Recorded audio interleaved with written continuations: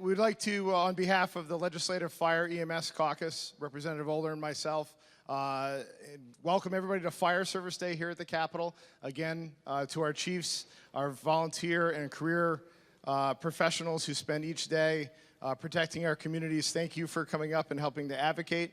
We'd like to encourage all members of the House to join us downstairs by Nathan Hale today to learn more about the issues facing the fire service. We're going to be doing a press event at 11. And most importantly, there's also ice cream there as well. So please get to know your representatives of the fire service and the important work that they do. And thank you, Mr. Speaker. Thank you very much, sir. Thank you very much again, ladies and gentlemen, for your service.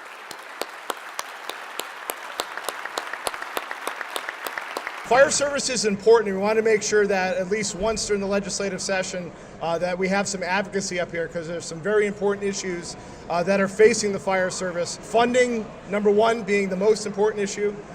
We passed a budget that funded our regional fire schools, and the governor has held back some of those funds. And it's a priority of the caucuses to make sure that that money gets released. And also 70% of our firefighters nationwide and in Connecticut are volunteer.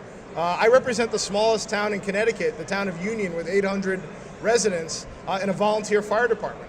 And the professionalism that they have, along with their brothers and sisters in our largest communities and people who have chosen to make their career the fire service, is important. And all of us in this building want to, one, show them support, and two, advocate for the important issues that they have. While everybody's screaming and money is tight, public safety is one of the most important things that we can do for our community. In closing, there's a lot of things that are really important that we do here, but the budgetary considerations we put towards public safety has got to be the top of the list.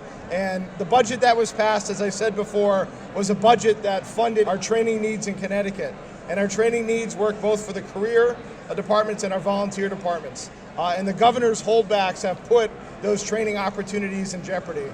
So I would say, on behalf of my colleagues, kind of in the strongest possible way, that we want to be able to end this session going into next year to be able to tell the men and women of the fire service that we're going to be able to fund training. And it comes down to economics. If 70% of our departments are volunteer, and we're not able to train and maintain those departments, it's going to drive up costs for municipalities, and more folks are going to have to be on the full-time payroll. In some small communities, that's not something that's an option right now. So funding our volunteer, the partnerships we have with our career folks is huge in Connecticut. And these men and women are used to getting stuff done with very little and to be very efficient with their money, and we owe it to them to fund it properly.